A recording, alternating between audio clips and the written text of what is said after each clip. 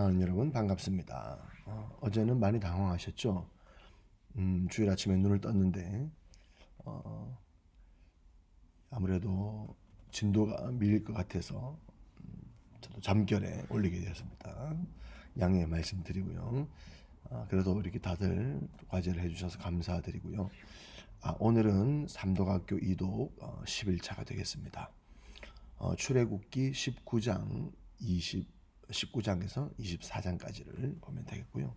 주제는 언약 그리고 십계명이 되겠습니다. 출애굽기는 준비 그리고 재앙 또 탈출 언약 성막 총 5개의 주제가 되어 있고요. 오늘은 언약 파트 19장에서 24장 간단하게 보시면 되겠습니다. 어제 문제풀이를 좀 해볼게요. 출애굽기 15장에서 17장을 관통하는 주제가 뭐냐 했을 때 대부분 거의 모든 분들이 원망이라고 하셨습니다. 너무나 잘 찾으셨는데 그리고 하나 더 있었죠. 이 답은 아무도 안 나왔어요. 시험이라는 단어입니다. 하나님께서 이스라엘 백성들을 시험하시죠. 음식으로 테스트하시는데 나중에는 이스라엘 백성 역으로 하나님이 우리 중에 계신가 안 계신가 시험해보자라고 하면서 그 시험에 대한 결과, 부정적인 결과로 원망이라는 답을 쓰게 된 것입니다.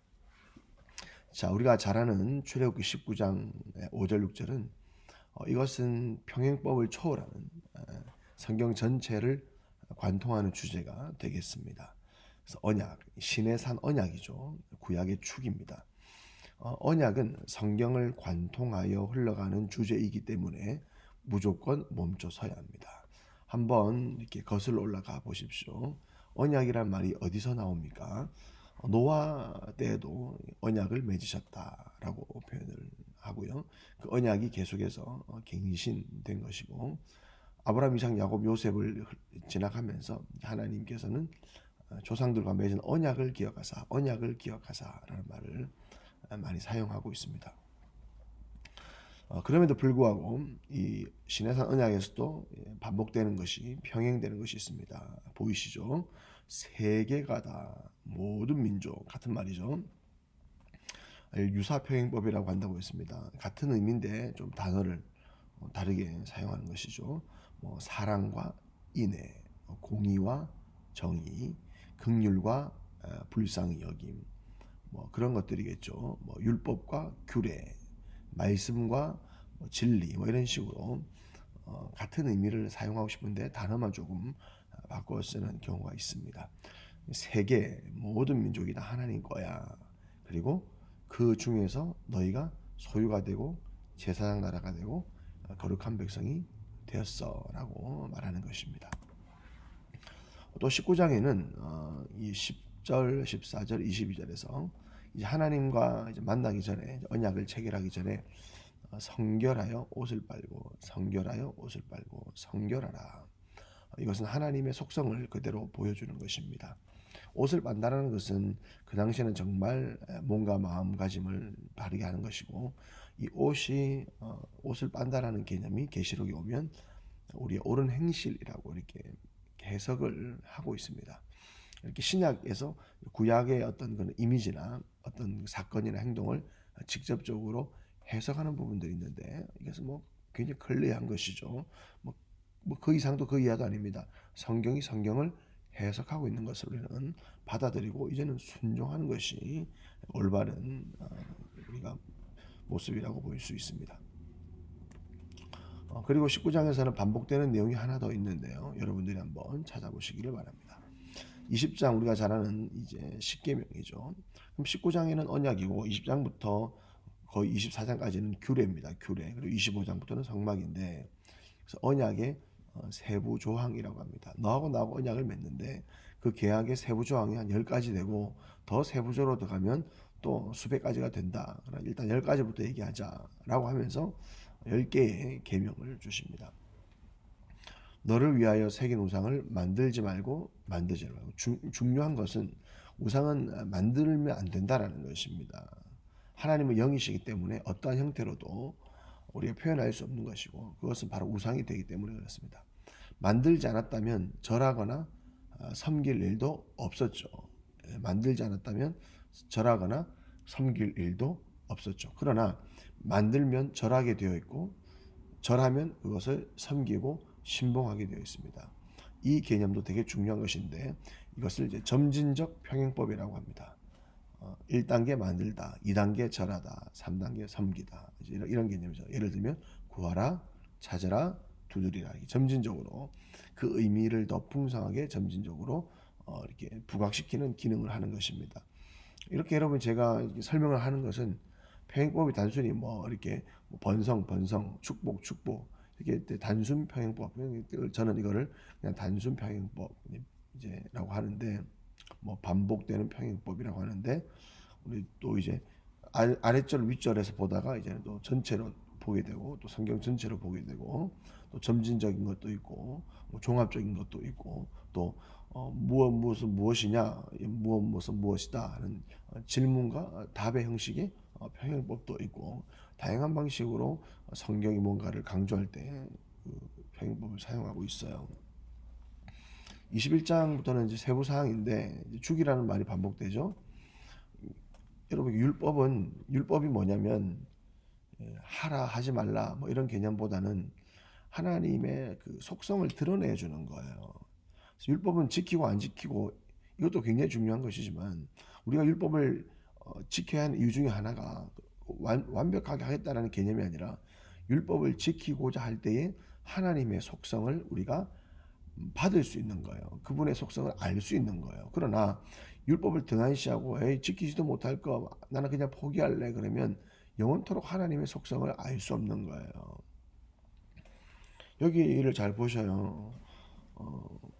사람을 죽이면 사람을 고의로 죽이면 반드시 죽여야 됩니다. 이것은 생명 존중 사상이 담겨 있는데 하나님의 형상대로 지음받은 그 사람을 죽인다라는 것은 이미 그 속에 악한 씨앗이 심겨져 있는 것이기 때문에 여러분 죽이라는 것입니다. 눈은 눈으로 이는 이로 죽여야 되는 것이고 아버지나 어머니에 대한 부모님에 대한 얘기도 많이 있는데 이것 역시 하나님의 질서를 위배하는 것이기 때문에 죽여야 되는 것이고 사람을 납치하는 자 판자 이것도 역시 사람 목숨을 가지고 장난하셨기 때문에 죽여야 될 죄입니다. 그래서 하나님이 얼마나 생명을 소중하게 다루시는지에 대해서 이렇게 보여주는 것이고 이렇게 강하게 법을 만드는 것은 여러분 이렇게 법이 강해야 이 범죄가 재발하는 것을 방지할 수 있고 다른 사람들에게도 경각심을 일으켜서 죄를 억제하는 기능이 있어요. 율법에는 죄를 억압하고 억제하는 기능이 있어요. 율법이 없다면 방종해서 여러분 100명 죽을 거 1000명 죽이고 막 그래요. 그러나 이렇게 대표적으로 처벌을 받을 때 다른 사람들이 두려워하게 되는 것이죠. 또 하나는 율법의 기능은 그야말로 율법으로 우리를 죽이는 기능이 있죠. 율법을 읽어보면 우리는 죽어야 됩니다. 여러분 율법을 읽다 보면 우리는 죽어야 돼요. 살 길이 하나도 없습니다. 그래서 율법은 기능이 뭐냐? 우리를 완벽하게 정죄하는 기능이에요. 우리를 완벽하게 죽이는 기능이에요. 여러분 율법이 우리를 완벽하게 죽여줘야 예수가 우리를 살리는 거예요. 할렐루야. 믿습니까 여러분? 율법을 읽을 때는 이런 하나님의 속성과 또 우리에게 적용을 해서 읽어야 되는데 바로 로마서가 그런 것을 잘 해설해 주고 있습니다. 22장은 여러분들에게 몫을 남겨드리겠습니다. 23장에 보시면 딱 봐도 반복되는 게 있잖아요. 하나님의 속성이에요. 하나님은 가난하고 고아나 과부나 객이나 가난한 자의 하나님이십니다. 마음이 가난한 자는 복이 있다라고 말씀하지 않습니까? 하나님은 가난한 자에 대한 약한 자에 대한 관심이 굉장히 크시다라는 것을 이 부분에서 알 수 있습니다. 그리고 23장에서 또 정확하게 차례대로 스트레이트로 쫓아내라 이렇게 얘기를 하고 있습니다. 앞으로 이제 가나안에 들어가게 되면 너희가 어떻게 해야 할지 하나님께서 말씀을 하고 있는 것입니다. 이런 부분들은 뭐 아주 단순하게 적용을 할 수 있어요. 저도 오늘 이 부분 읽으면서 내가 한번 쫓아내야 될 게 뭘까? 어제 우리가 모세 얘기를 하면서 내가 한번 건너야 될 게 뭘까? 몇 개 있더라고. 이거 2020년 이거 한번 건너야 되는데 이거 뛰어넘어야 되는데 이제 내 마음속에서 이거 쫓아내야 되는데 우리 가정에서 이거 좀 정리해야 되는데 이런 것들이 아침부터 계속 말씀이 솟아나더라고요. 여러분도 한번 적용을 해보시면 좋겠습니다. 오늘 분량의 마지막 장인데요. 참 재밌습니다. 평행법 안에서 어떠한 이미지를 자동 해석하는 케이스인데요. 딱 봐도 구름이잖아요. 구름. 구름도 이제 성경에서 매우 중요한 소재인데 뭐라고 해석합니까? 구름이 산을 가리며 여호와의 영광이 산에 머무르고, 구름이 산을 가리고, 구름이 구름 가운데 임재하시고, 여호와의 영광이, 모세는 구름 속으로. 구름은 뭐죠? 손오공이 타고 다니는 게 아니라 하나님의 영광을 의미합니다. 그래서 제가 뭐 재밌는 얘기를 하면 성경은 구름 따라 흘러가요. 구름만 잘 추적해 보세요. 자, 성막 위에 있던 구름이 성전 완공돼 구름이 임하죠. 변화산에서 구름 가운데 또 주님이 오시고, 구름 가운데서 또 말씀하시고, 계시록에 우리 주님이 뭐 타고 오셔요? 대한항공 타고 오는 게 아니라 구름 타고 오신다. 성경은 구름으로 시작해서 구름으로 끝나요. 성경은 구름 따라 흘러갑니다. 여러분, 그 하나님의 영광이 여러분의 가정에 충만하기를 축복합니다.